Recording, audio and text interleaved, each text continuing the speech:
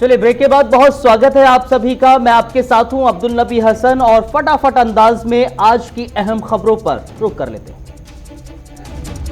कांग्रेस के नेता राहुल गांधी ने कृषि कानून के मसले पर राष्ट्रपति रामनाथ कोविंद से मुलाकात की और राष्ट्रपति को कृषि कानून के खिलाफ ज्ञापन सौंपा।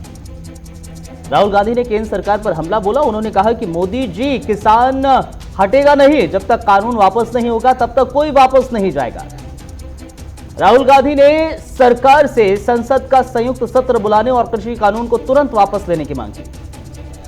राहुल गांधी ने कहा है कि कृषि कानून से किसानों को नुकसान होगा। पूरा विपक्ष किसानों और मजदूरों के साथ खड़ा है।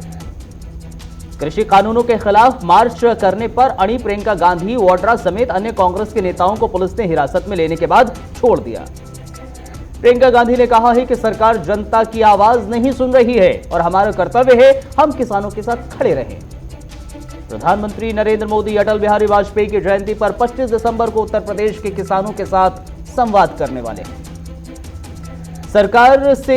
सरकार ने एक बार फिर से किसान संगठनों को चिट्ठी लिखकर बातचीत का न्योता दिया है। सरकार ने किसानों से बातचीत का समय और तारीख बताने को कहा है। इससे पहले किसान संगठनों ने सरकार की ओर से भेजे गए बातचीत के प्रस्ताव को ठुकरा दिया था। किसानों ने सरकार को लिखकर नया प्रस्ताव देने की बात की। किसान संगठनों ने कहा है कि सरकार लिखित में ठोस प्रस्ताव भेजे ताकि उसको एजेंडा बनाकर हम सरकार से बातचीत करें। कृषि कानूनों के खिलाफ किसानों के आंदोलन का आज 29वां दिन है। प्रदर्शनकारी किसान कृषि कानूनों को रद्द करने की मांग पर अड़े हैं। किसानों ने सरकार को चेतावनी दी है कि हरियाणा में 25 से 27 दिसंबर तक सभी टोल प्लाजा फ्री कर दिए जाएंगे। हरियाणा पुलिस ने 13 किसानों के खिलाफ हत्या और दंगे के प्रयास का मामला दर्ज किया है। किसान आंदोलन को लेकर हरियाणा के मुख्यमंत्री मनोहर लाल ने कहा है कि आजकल हम तमाशा देख रहे हैं। कानून रद्द करने के लिए लोग दबाव बना रहे हैं। प्रधानमंत्री नरेंद्र मोदी पश्चिम बंगाल की विश्व भारती यूनिवर्सिटी के शताब्दी समारोह को संबोधित उन्होंने किया। प्रधानमंत्री ने कहा, विश्व भारती के लिए गुरुदेव रविंद्रनाथ टैगोर का विजन आत्मनिर्भर भारत का ही सार है। प्रधानमंत्री मोदी ने कहा कि भारत के आत्मसम्मान की रक्षा के लिए बंगाल की पीढ़ियों ने खुद को खपा दिया। कोरोना वैक्सीन को लेकर दिल्ली के मुख्यमंत्री अरविंद केजरीवाल ने कहा है कि पहले चरण में 51 लाख लोगों को वैक्सीन दी जाएगी। केजरीवाल ने बताया कि हेल्थ केयर और फ्रंटलाइन वर्कर्स को पहले चरण में टीका उपलब्ध कराया जाएगा। इसके बाद 50 साल से अधिक उम्र के लोगों को प्राथमिकता दी जाएगी। जम्मू कश्मीर में सुरक्षा बलों को बड़ी कामयाबी हाथ लगी है। अवंतीपोरा में तलाशी अभियान के दौरान सुरक्षा बलों ने 4 आतंकियों को गिरफ्तार कर लिया। सीरम इंस्टीट्यूट के टीके के देश में आपात इस्तेमाल की मंजूरी इस हफ्ते तक मिल सकती है। इससे जुड़ी प्रक्रिया पूरी हो चुकी है। चामराजनगर जिला कानून सेवा के सहयोग से कानून की जानकारी दी गई है। जिला मुख्यालय न्यायाधीश ने तीसरी दुनिया के लोगों का समाज में सम्मान करने को कहा है। हुबली में 52 साल के व्यक्ति को पुलिस ने गिरफ्तार किया जो जुआ खेलने के लिए मोटरसाइकिल चोरी करता था। तारानगर के पालिका क्षेत्र में पिछले कई दिनों से अवैध निर्माण बिना रोक टोक के चल रहा है, जिसकी वजह से सरकार को लाखों रुपए का नुकसान भी हुआ। सूरजपुर के बड़सरा में पिता और दादा ने अपनी जमीन की बच्चे पर पीट कर हत्या कर दी। पुलिस ने आरोपियों को गिरफ्तार कर लिया है। सहरसा में व्यापार मंडल अध्यक्षों को निर्देश दिया गया है कि किसानों को अपनी फसल को बेचकर अच्छा मुनाफा ले सकते हैं। बाड़मेर में खड़े ट्रैक्टर और एक डंपर के बीच बड़ा हादसा हो गया, जिसकी वजह से 1 घंटे तक डंपर का ड्राइवर उसमें फंसा रहा।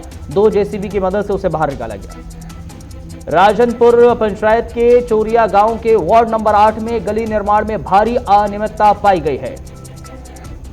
सहरसा में 7 निश्चय योजना में भारी अनियमितता बरती जा रही है। एसडीएम ने जांच में पाया 6 इंच की जगह 3 इंच ढलाई हुई है। बनमनखी के प्रधान सहायक पर एक अन्य लिपिक ने मारपीट का आरोप लगाया है। कहा है कि बीडीओ के निर्देश के बावजूद प्रधान सहायक ने वेतन बनाने के नाम पर रिश्वत ली।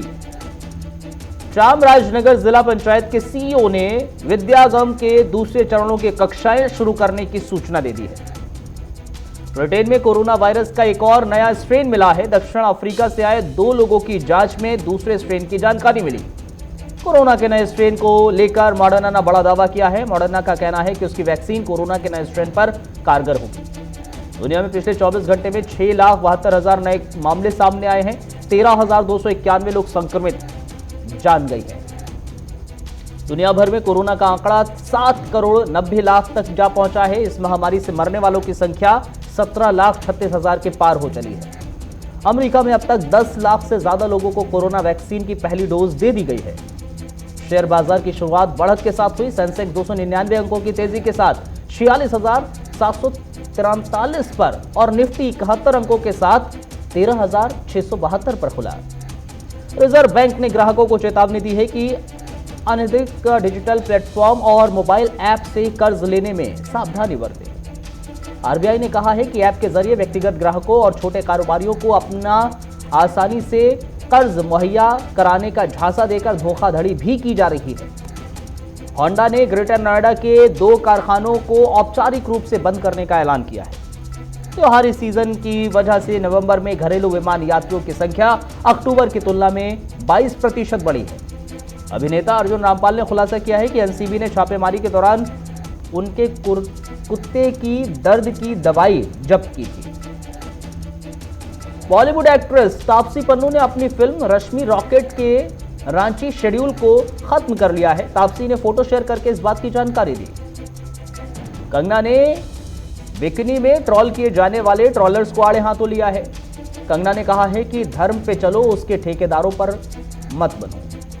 सिद्धार्थ मल्होत्रा रॉ के सबसे खतरनाक मिशन पर बनने वाली फिल्म का हिस्सा हो सकते हैं। कोविड-19 के चलते रजनीकांत की फिल्म अनांथे की शूटिंग रोकनी पड़ी है। जानकारी के मुताबिक क्रू के 8 सदस्य कोविड पॉजिटिव पाए गए। कोविड-19 के मामले बढ़ने के बाद क्रिकेट ऑस्ट्रेलिया ने बिग बैश लीग के खिलाड़ियों पर बाहर जाकर बाल कटवाने पर प्रतिबंध लगाया है। विराट कोहली के पैटर्निटी लीव के मुद्दे पर सुनील गावस्कर ने भारतीय टीम मैनेजमेंट की कड़ी आलोचना की है और कहा है कि कोहली को छुट्टी मिल गई, लेकिन नटराजन अभी तक अपनी बेटी को नहीं देख पाए। ऑस्ट्रेलिया के पूर्व कोच डैरन लेमन का मानना है कि एडिलेड में पहले टेस्ट में करारी शिकस्त के बावजूद भारत अभी भी पासा पलट सकती है। आईसीसी ने भारतीय क्रिकेट टीम के पूर्व स्पिन गेंदबाज प्रज्ञान ओझा को आईपीएल गवर्निंग काउंसिल के लिए नॉमिनेट किया है। पाकिस्तान को बड़ा झटका लगा है। टीम के खिलाड़ी शादाब खान चोटिल होने के कारण न्यूजीलैंड के खिलाफ शुरुआती टेस्ट नहीं खेल पाएंगे।